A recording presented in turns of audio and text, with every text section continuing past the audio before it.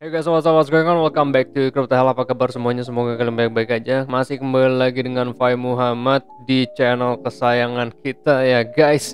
Oke, kita akan kembali lagi membahas pergerakan Bitcoin. Sementara waktu ini kita akan membahas on-chain ya. Jadi nggak lebih ke teknik analisanya. So, let's get going. Ya teman-teman, seperti yang kita ketahui ya, bulan November kemarin memang Bitcoin itu struggling di level resisten dan cenderung sangat volatil. Dan angka likuidasi sangat besar di saat terjadi dump kemarin ya guys. Dump kemarin itu didasari beberapa faktor, yaitu kalau berdasarkan fundamental, upaya the Fed tapering, juga kekhawatiran dunia akan Omicron varian virus baru. Nah, pelemahan tidak hanya berdampak pada cryptocurrency, juga market tradisional. Nah, pada report on-chain hari ini kita akan membahas beberapa aspek dengan membaca 11 indikator on-chain guna melihat prospek harga bottom saat ini layak diperdagangkan atau tidak. Buat teman-teman yang mau belajar teknik analisa bisa japri, jadwalnya bisa disesuaikan berdasarkan jadwal teman-teman. Untuk kelas yang tersedia itu jam 9, jam 14, dan jam 19. Pelajaran kita akan pelajari itu adalah ini. Ya, volume tinggi memenuhi volatilitas tinggi juga ya guys. Dalam pembahasan on-chain minggu lalu, juga pada video di YouTube, kita sempat membahas tingkat resiko yang ditimbulkan oleh minat yang tinggi open interest ya guys pada future market. Pelemahan pasar global bermula pada hari Jumat akhir bulan November, dan pada saat itu harga Bitcoin sempat bertahan dan diperdagangkan pada harga $53.000. Ketika support gagal bertahan di harga tersebut, tekanan likuidasi long positions dalam beberapa jam, future open interest contract telah hilang sebesar $5,4 M, menurun sedalam total minus 24,5%. Senilai 58.202 BTC menjadi penutupan rantai kontrak berjangka Sabtu kemarin. Koreksi kemarin adalah likuidasi terbesar kedua tahun ini di future market. Nilai terbesar pertama itu tanggal 19 Mei berjumlah 79.244 BTC. Nah, sentimen yang perlu dicatat tahun ini, 12 Mei Tesla mengumumkan tidak lagi menerima Bitcoin sebagai alat pembayaran mobilnya. 7 September, El Salvador pertama kalinya dalam sejarah menerima Bitcoin sebagai legal tender atau alat pembayaran yang sah. Future market bukanlah satu-satunya ruang derivatif yang tampak tinggi minat dan volumenya dalam beberapa minggu belakangan. Aktivitas jual pada option market pun cenderung melonjak pada saat koreksi kemarin.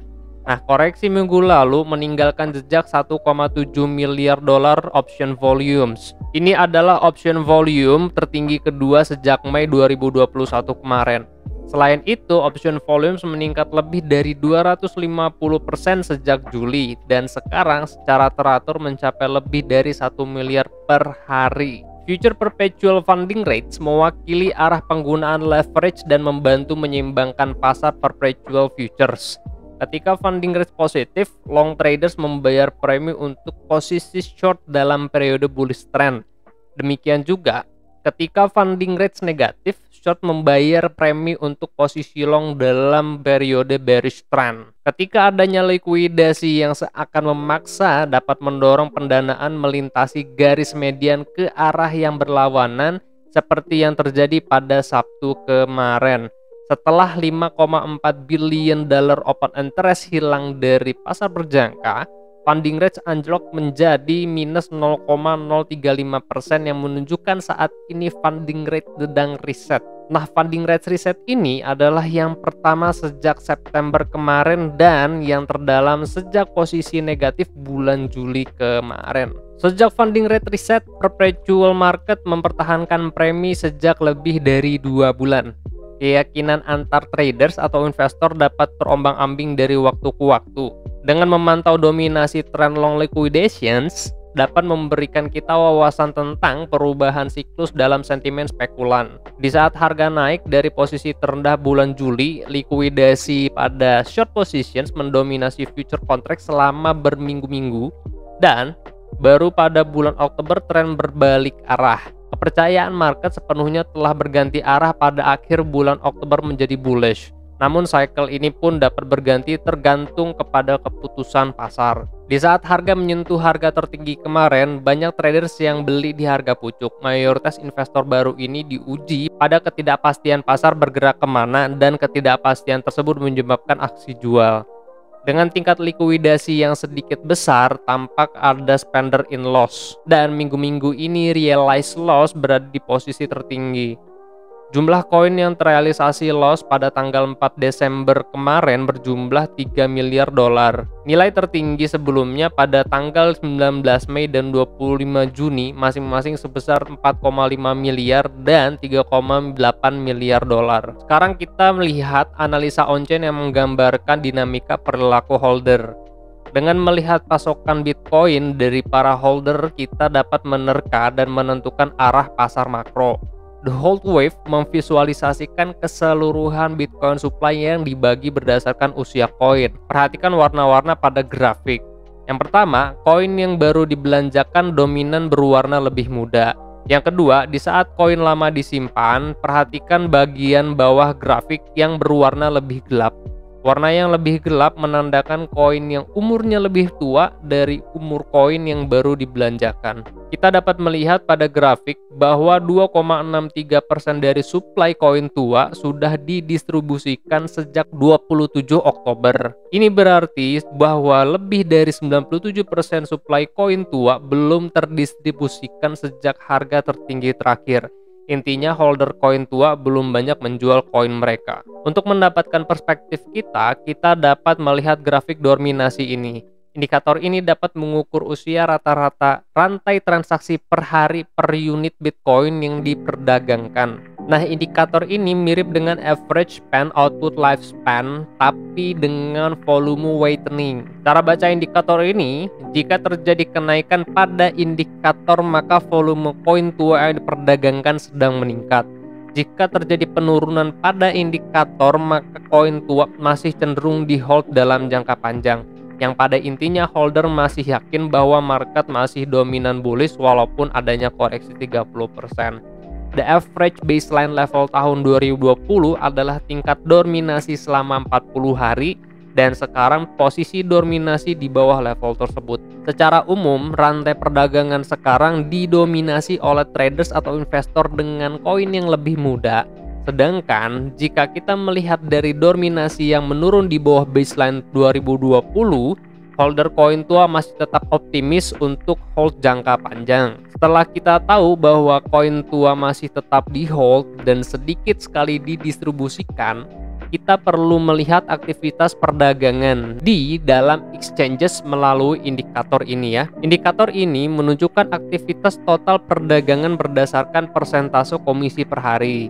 Tingginya aktivitas di dalam exchanges dapat diinterpretasikan sebagai karakteristik minat perdagangan yang sedang tinggi dan bersifat urgensi. Nah, cara baca indikator ini, di saat value-nya naik dapat diartikan bahwa aktivitas perdagangan di exchanges sedang meningkat. Seperti yang dapat semua lihat pada akhir tahun 2020 sampai dengan Maret 2021 ya guys. Cara membaca indikator yang kedua adalah flat atau menurun dapat diartikan bahwa aktivitas perdagangan di exchanges berkurang dan cenderung sepi. Exchange fee saat ini menurun tajam sejak tertingginya pada bulan April sampai dengan Mei 2021 kemarin. Kemungkinan besarnya yang mendasari market cenderung sepi perdagangan adalah upaya The Fed tapering. Nah, pada indikator ini kita dapat melihat arus koin ke atau dari exchanges. Selama kapitulasi bulan Mei, peningkatan arus masuk BTC ke dalam exchanges tampak signifikan dan berkelanjutan dengan angka setoran bersih 10,4 ribu dan 13,9 ribu BTC. Kontras banget dengan saat ini yang dimana arus masuk ke dalam exchanges berkurang dengan angka setoran bersih 2000 dan 3200 BTC. Bitcoin holder saat ini belum mengambil banyak keputusan yang mengisyaratkan bahwa holders masih percaya bahwa Pasar cenderung bullish dan pelemahan saat ini dipengaruhi oleh traders atau investor yang berdagang di dalam derivative market dibandingkan spot.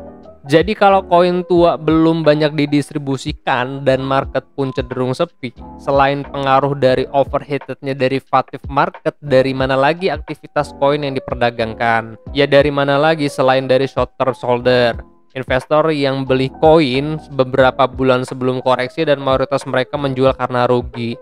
STH-SOPR berada di angka terendahnya bulan Desember jika dibandingkan pada bulan Juli kemarin, yang dimana menunjukkan aktivitas jual kemarin disebabkan dari penjualan koin investor baru yang merugi. Nah, kesimpulan dari on-chain analisis hari ini, koreksi minggu kemarin itu memang disebabkan dalam beberapa faktor. Yang pertama, volume short sell positions pada option dan future market meningkat yang menyebabkan market cenderung volatil pada harga pucuk. Yang kedua, tingkat likuidasi long positions menjadi yang terbesar kedua sejak 19 Mei 2021 kemarin. Yang ketiga, mayoritas investor atau trader baru panic selling dengan menjual koin mereka di saat rugi. Yang keempat, leverage yang tinggi diikuti dengan volatilnya sebuah harga adalah resep klasik terjadinya koreksi. Nah, kelima, secara fundamental, upaya the Fed tapering juga munculnya corona varian baru. Ya, secara garis besar kepanikan saat ini hanya bersifat sementara, karena kepanikan ini disebabkan oleh short term holder, yang dimana long term holder dengan pemegang supply terbanyak pun masih belum mengambil keputusan agresif saat ini. Kunci keseimbangan saat ini adalah short term holder harus yakin dan tidak memperburuk keadaan dengan panic selling. Nah, momen-momen saat ini sedang diterima baik oleh para whales untuk mengakumulasi Bitcoin di spot atau OTC market. Ya, kalau untuk saat ini berdasarkan price action-nya sendiri memang belum ada perubahan sama sekali ya. Kalau kita lihat pun di sini memang sedang masuk ke fase konsolidasi yang dimana bearish divergence itu masih sangat-sangat mendominasi saat ini. Gua belum melihat bahwa ini adalah hidden bullish divergence karena kan kalau kita lihat MACD pada time frame 1H ini cenderung akan golden cross ya. Berhubung kalau kita ukur berdasarkan bullish penannya, maka bullish penan sebenarnya ini udah take profit guys. Nah di sini ya, mau teman-teman taruh di garis trendline pun sebenarnya nggak jadi masalah karena di sini kan area breakoutnya. Lalu si target price ini tinggal dipindahin. Pada dasarnya kan target price-nya udah kena. Ya wajar aja pada level saat ini memang Bitcoin itu sedang terkonsolidasi. Jadi upayanya adalah pada saat ini volume pembelian itu harus cenderung naik. So masih ada beberapa hari lagi masuk ke fase first quarter. Kalau kita lihat berdasarkan Mayer trendnya adalah bearish, maka pada level saat ini berpotensi untuk koreksi. Koreksinya pun yang nggak dalam karena kita lihat bottomnya kan itu di harga 46.500 ya. Dan seperti pembahasan kita kemarin, BTC masih berpotensi untuk V-shape recover berdasarkan pembahasan kita kemarin ya guys. Buat teman-teman yang belum nonton video kemarin, gue kasih cardnya di atas. Jadi teman-teman bisa klik card di atas untuk menonton video sebelumnya. Nah kalau untuk saat ini berdasarkan chart patternnya memang masih membentuk rising wedge ya guys. Jadi ya belum ada potensi apa-apa saat ini.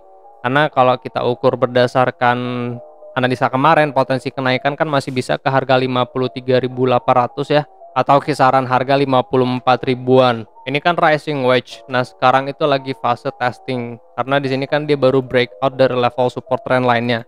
Nah, di sini dia lagi fase testing dan pada time frame 15 sendiri di sini memberikan sinyal hidden bearish divergence. Kalau kita ukur berdasarkan target price sih sebenarnya udah kena ya, guys.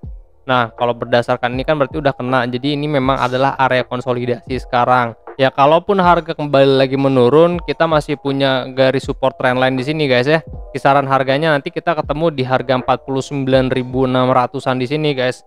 Karena di sini sempat kan menjadi level resistance juga dan indikasinya adalah bisa menjadi level support. Berhubung kalau sekarang berdasarkan teknik analisa itu masih sangat-sangat spekulatif, so gue akan berpegang kepada on-chain-nya yang dimana indikator menginformasikan bullish long terms. Selama long term investor belum exchange apa-apa ya kita masih aman lah ya untuk jangka panjangnya. Kalau long term investor udah siap-siap cicil jual itu yang kita perlu panik karena ada potensi ada penjualan besar-besaran dan akan terjadi crash seperti tahun 2017 dan 2013 kemarin. Dan kalau kita lihat berdasarkan S&P dan Dow Jones juga kan sekarang lagi fase recovery ya guys. Sementara kalau kita lihat Indeks dolar juga sekarang sedang fase konsolidasi. Semoga aja kripto pun akan menyusul stock market itu ikut recover ya guys. Ya yang kita harapkan ya sebenarnya US dollar itu ya terkoreksi ya guys. Cuman kan kita tahu ya bahwa The Fed ini sedang mengupayakan agar tidak terjadi inflasi. So kita sebagai investor ya hope for the best aja guys. Di saat kita memang sudah cuan, udah profit, ya jangan lupa untuk take profit. Karena investor Asia, apalagi Indonesia ini dikenal sebagai traders yang berani mengambil resiko. Cuman resikonya juga lucu guys. Kita tuh berani beli, cuman nggak berani jual. Ya udahlah kalau gitu. Thank you very much for watching. Gua akan kembali lagi update pergerakan Bitcoin di grup Telegram. Untuk teman-teman yang belum bergabung di grup Telegram, linknya ada deskripsi, tinggal diklik aja link ID-nya, ikuti step by stepnya. Gua Fai Muhammad, kalian jangan sakit-sakit sehat terus karena satu mal. I'll see you guys on next video. Peace out.